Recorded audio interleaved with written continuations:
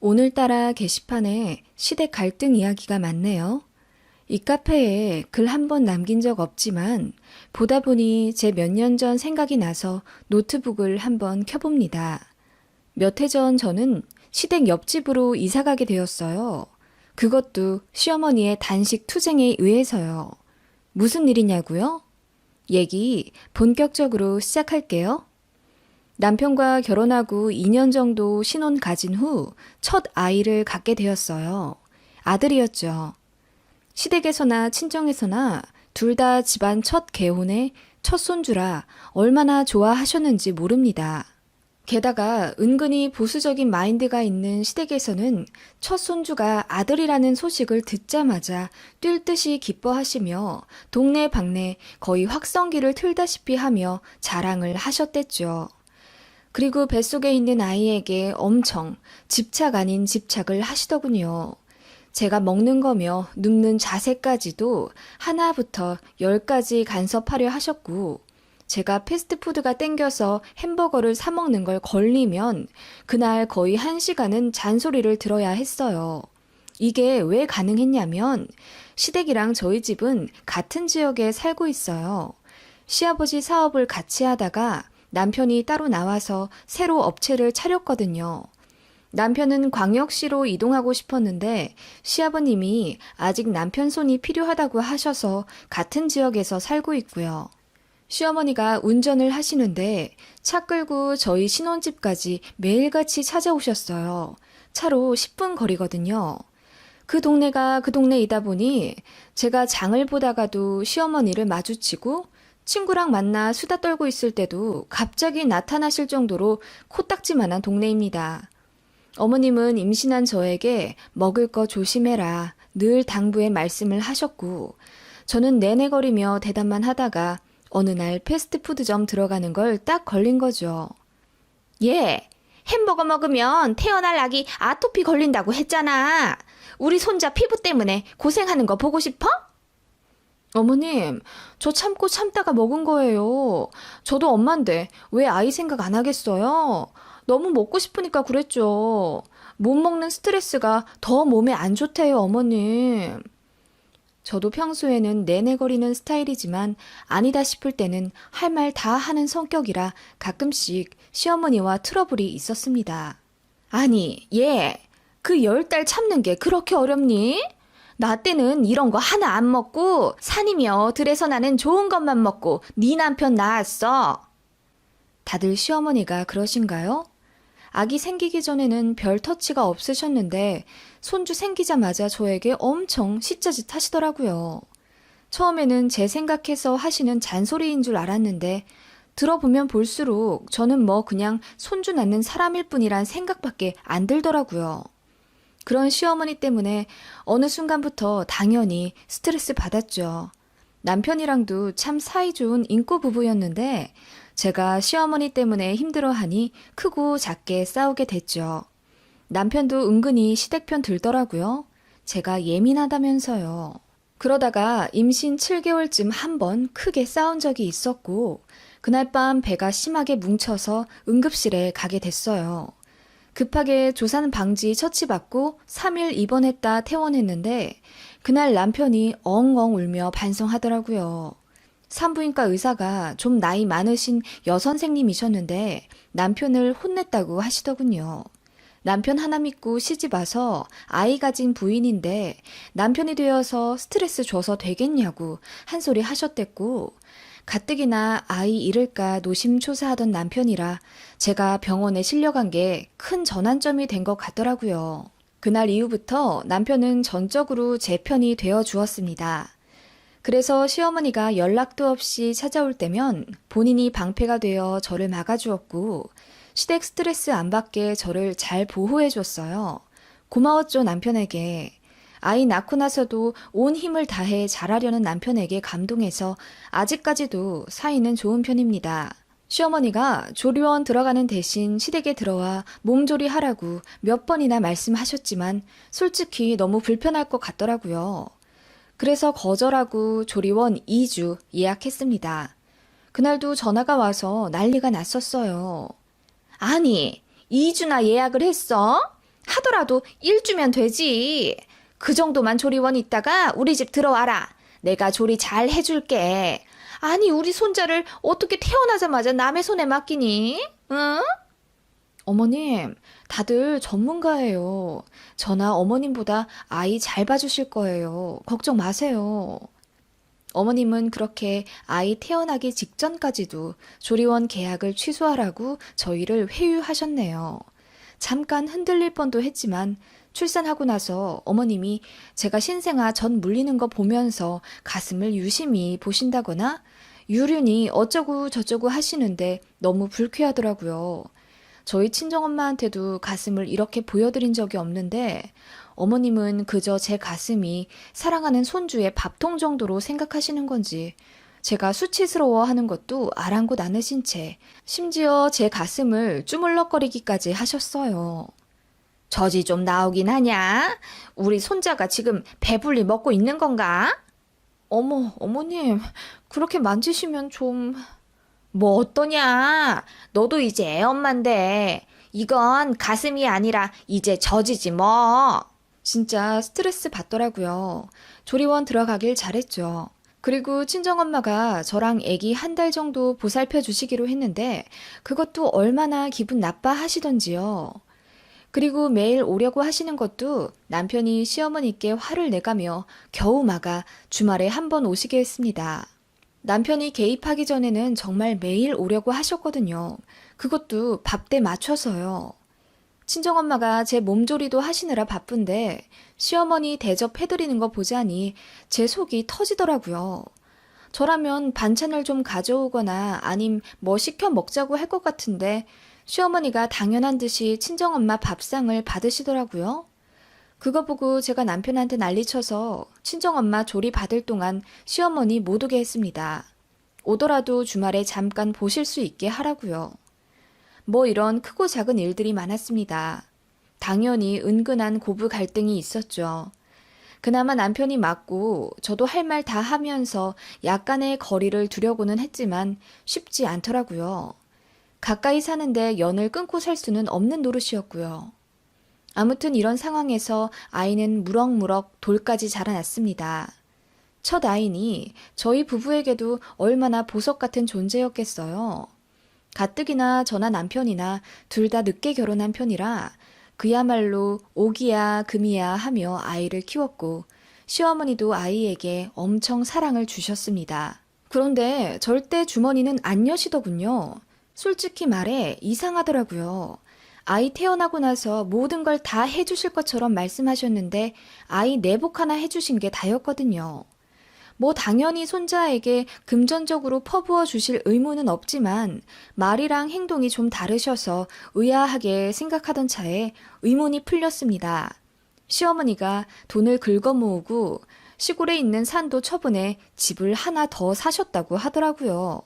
바로 시댁 옆집 말입니다. 네, 시댁은 아파트고 계단식인데 그 시댁 옆집을 사셨다는 겁니다. 응, 옆집이 안 그래도 이사를 가야 한다길래 나한테 팔으라고 했지. 몇 년 더 산다 그러는 걸 시세보다 1,000이나 더 얹어줬어. 오늘 가계약했고 2주 후에 복덕방 가서 계약서 쓰기로 했다. 그동안 돈 아끼느라 얼마나 고생했나 몰라. 네? 옆집을 사셨다고요? 왜요? 아니, 왜긴 왜야. 우리 손자도 점점 커가는데 옆에서 끼고 살아야지. 너도 애 어린이집 보내고 일을 해야 할 것 아니냐. 어머, 어머님, 그게 무슨 말씀이세요? 시댁 옆집에 살으라뇨? 그래, 니들이 놀랄까봐 내가 미리 말은 못했다만 내 계획 좀 들어봐. 어머님의 생각은 이러하셨어요. 옆집에 저희가 이사 오면 사제업체에 의뢰해 엘리베이터 앞으로 아코디언식 가벽을 치시겠답니다. 그리고 양쪽 현관을 열어놓고 두 집을 한 집처럼 쓰며 살 거라며.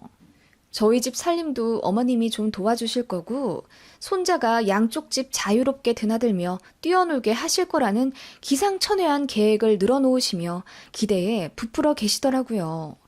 저 당연히 싫다고 했고 남편요? 기겁을 하며 시어머니께 화를 내더군요. 엄마, 그런 중요한 일을 왜 우리한테 말도 안 하고 혼자 결정하세요? 아니, 아버지는 뭘 하시고요? 네 아빠는 당연히 모르지. 땅은 어차피 우리 외가족 건데 팔아도 내 맘이지. 그걸로 산 집인데 옆집이든 어떻고 윗집이든 어떻냐? 아무튼 니들도 곧 전세 계약 끝나졌냐. 맞춰서 들어올 생각 말고 그냥 미리 들어와 살아. 집은 내가 보니깐 화장실만 좀 고치면 되겠더라.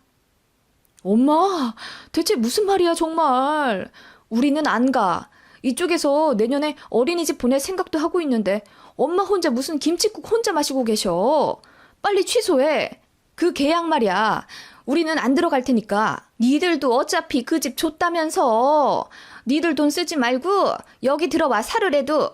이런 부모가 어딨어. 고마운 줄도 모르고. 시어머니가 성을 내시며 호통치셨고 저희는 몇 마디 더 나누며 언성 높이다가 그냥 집에 와버렸습니다.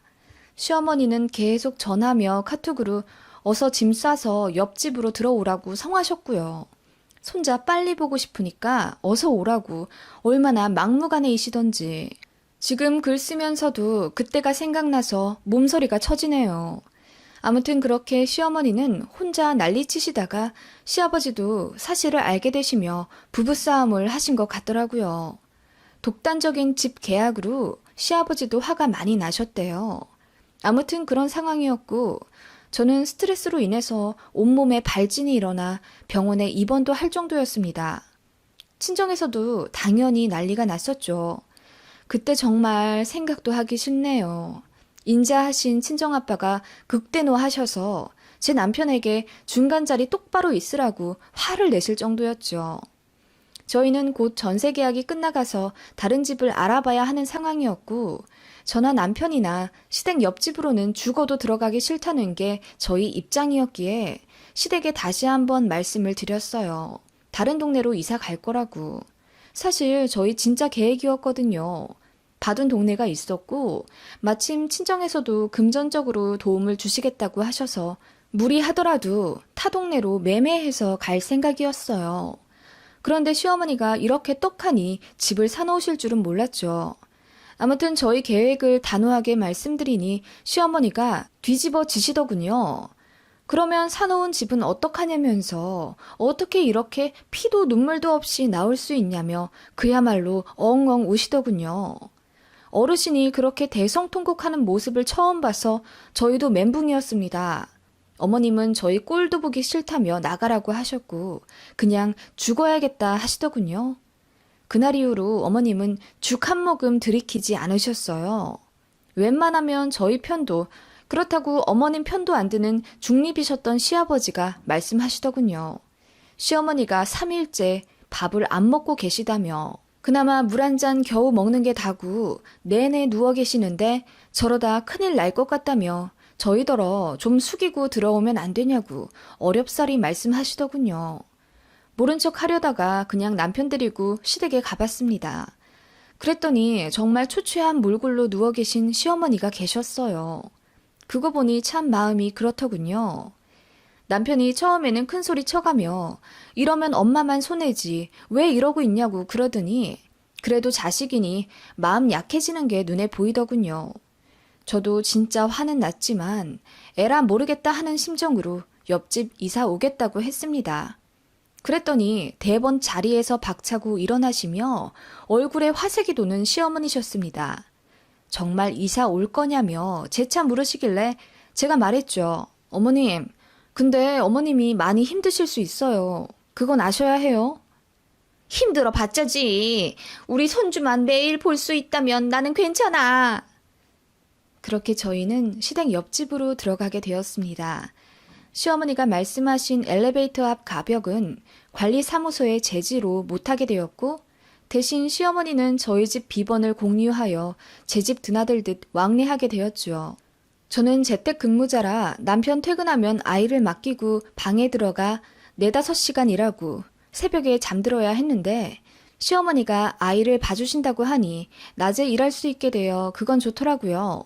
그래서 시어머니께 아이를 맡겼습니다. 어머님도 그러라고 하셨거든요. 제가 방에 틀어박혀 일하고 있으면 시어머니가 아이랑 저희 집에서 노시다가 또 시댁으로도 건너가시더군요. 저희 집에 있을 땐 제가 밥을 차려드렸는데 어느 날부터는 저도 일이 너무 많아져 제 끼니도 챙길 수 없게 되었습니다. 그러다 보니 자연스럽게 시어머니가 제 점심도 맡아 해주시게 되셨고 저희 아들 우유랑 이유식까지 다 하게 되셨어요. 솔직히 제가 해도 되긴 하는데 어머님이 하겠다고 하셨죠. 그렇게 된 결과 저희 집 살림살이도 시어머님이 속속들이 보시며 잔소리를 엄청 하셨어요. 얘, 설거지를 한 거니 만 거니? 그냥 물에 헹구기만 한 거야? 얼룩이 왜 이렇게 져 있어? 한 번씩 탁탁 털고 널어 놓으래도. 아, 네. 저희는 얼룩 신경 안 써서요. 그것도 그렇고 냉장고에 분류 좀 제대로 하랬지. 된장이 왜 오른쪽에 와 있냐? 된장은 여기, 마요네즈는 저기. 시애미가 해주는 대로 좀 해놔. 아, 네, 어머님. 어머님은 그렇게 저희 집 살림도 어머님 입맛대로 다 바꿔놓으셨고 남편 없을 때 저에게 엄청 윽박지르셨습니다. 예상은 했지만 스트레스 엄청 나더군요. 남편이랑도 상의해서 시어머니 저러지 좀 못하게 막으라고 했지만 어머님은 저희가 새들어 사는 주제에 말이 많다는 식으로 제대로 된 말 한마디 못하게 하셨습니다. 그렇게 몇 달 살다 보니 화가 나면서 또 은근히 악이 생기더라고요. 이제 될 대로 되라는 심정이 됐고 이제 아이가 할머니를 너무 좋아하니 저도 어쩔 도리가 없더군요. 시어머니의 막말은 날이 갈수록 심해졌습니다. 이걸 어떻게 해야 하나 싶다가 불현듯 스트레스 받으며 살 바에는 몸이라도 편하게 살자는 생각이 들었어요. 그때부터 집을 안 치웠습니다. 어차피 저희가 대청소해도 시어머니가 이게 집안 꼴이냐며 어머님 입맛대로 저희 집을 다시 다 정리하셨거든요. 화장실도 저희가 락스까지 다 해서 청소해도 마음에 안 든다시며 다시 시키시곤 했는데 어차피 그럴 거 이제 아예 손을 놓자는 마인드가 됐어요. 시어머니는 아침에 저희 집에 오시면 이제 깜짝 놀라시더군요. 집이 정말 돼지우리 같아서요. 네, 어머님 오셨어요? 아니, 집안 꼴이 이게 뭐냐? 네, 우준이가 다 어질러 놨네요. 저나 남편이나 피곤해서 못 치웠어요. 으이그, 그래도 애 있는 집인데 좀 깨끗해야지. 어머님이 좀 치워주실래요? 저는 일하러 들어가 봐야 해서요. 뭐? 그래, 알겠다. 제가 대놓고 어머님께 청소를 부탁드리니 어머님이 당황하시더군요. 그런 식으로 청소며 빨래, 밥이랑 아이 육아까지 어머님께 그냥 대놓고 부탁드렸습니다. 어머님이 싫다는 기색을 보이시면 제가 이 집 괜히 이사 와서 어머님 힘들게 하나 봐요 라고 말했고 어머님은 아니라고 하시며 자처해서 두 집 살림을 하셨습니다. 잔소리며 간섭은 2배가 되었지만 진짜 몸은 편하더라고요. 제 일도 늘어나서 월 수입도 3배는 되었고요. 아이 봐주시는 것 때문에 저희가 어머님께 월 얼마씩 돈을 드렸는데 제 수입이 늘어나서 어머님께 드리던 돈도 더 많이 얹어드렸습니다. 어머님은 그렇게 저희가 드리는 돈으로 두 집 살림에 황혼 육아까지 하게 되셨고요.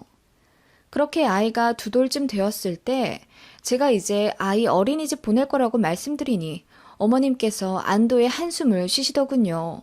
많이 힘드셨나 보더라고요.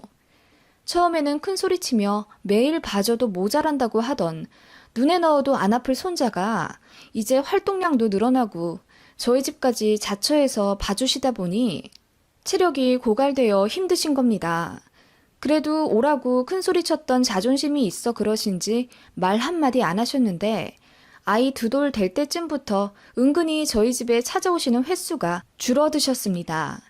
그 사이 저는 아이를 어린이집에 등록했고 어머님이 아이를 등원시켜주면 제가 하원시키는 스케줄로 몇 달 지냈어요. 그러던 어느 날 어머님이 저희 둘 모두를 호출하셨어요. 안 그래도 요 며칠 저희 집에 통 안 오시던 시어머니라 저희도 궁금하긴 했습니다. 가니까 어머님께서 어깨에 파스를 붙이시며 소파에 누워 계시더군요. 어머님, 어디 안 좋으세요? 안 그래도 요즘 저희 집에도 안 건너오시고. 내가 할 말이 있다. 네, 엄마. 무슨 말씀인데요? 저기 이제 네 시아버지 공장 쪽에 전원주택이 하나 싸게 나왔다고 해서 거기로 이사를 가려고. 이사요? 정말요? 뜻밖의 말씀에 저희는 눈이 휘둥그레해질 수밖에 없었습니다.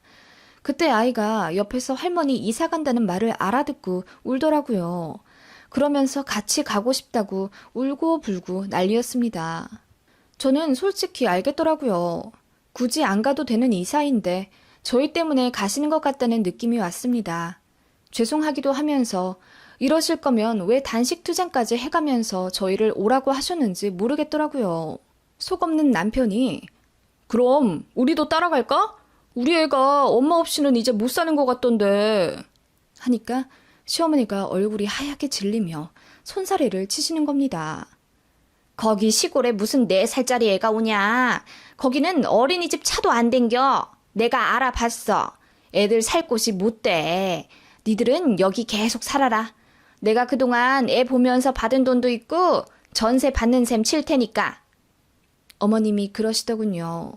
저희가 혹여라도 따라올까봐 겁나셨는지 계속 여기 살으라고 신신당부하시면서요. 그렇게 시댁은 저희랑 반합가한 지 2년 반 되어 이사 가셨습니다. 시어머니는 이제 저희가 일주일에 한 번 가는 것도 버겁다고 하시며 한 달에 한 번 와도 되니까 저희 생활하라고 하시더군요. 그렇게 저희랑 가까이 살며 매일 보고 싶다 하시더니 정말 그렇게 되니 힘드신가 봐요. 저희는 솔직히 이사 와서 시어머니 도움받고 저는 저대로 일이 승승장구해서 돈 많이 벌었고 남편도 아이도 편했거든요. 그런데 저희만 좋았나 봅니다. 아무튼 시댁이 이사 가고 난 이후 저희는 저희대로 적응 다시 잘해서 아이 어린이집 잘 다니고 있고 저도 일은 줄었지만 수입은 유지해가며 잘 지내고 있어요. 시어머니의 매일같이 퍼붓던 잔소리에서도 탈출했고 손자에 대한 집착도 많이 줄어들어서 저도 피곤하지 않은 고부관계를 유지하며 살고 있습니다. 역시 어느 정도 거리가 있어야 서로 관계도 좋아지는 법 같네요. 지금 이렇게 쓰고 보니 웃음이 나는데 차마 글로 밝히지 못할 더 많은 일들이 많았고 저도 스트레스 진짜 많았습니다. 지난 일이니 이렇게 말하는 거죠. 당사자였던 저는 지옥이었거든요. 아무튼 지금은 다들 각자의 자리에서 잘 지내고 있답니다. 시어머니도 이사 가셔서 작은 텃밭 가꾸시고 이웃분들과 여유롭게 사시는 것 같더라고요. 어머님은 아마도 아이 다 클 때까지 저희 뒤치다꺼리와 황혼 육아에서 벗어나지 못할 거라고 생각하셨나 봐요. 이제는 저희로부터 탈출하셔서 자유로워지신 느낌입니다. 저도 자유로워져서 행복하네요.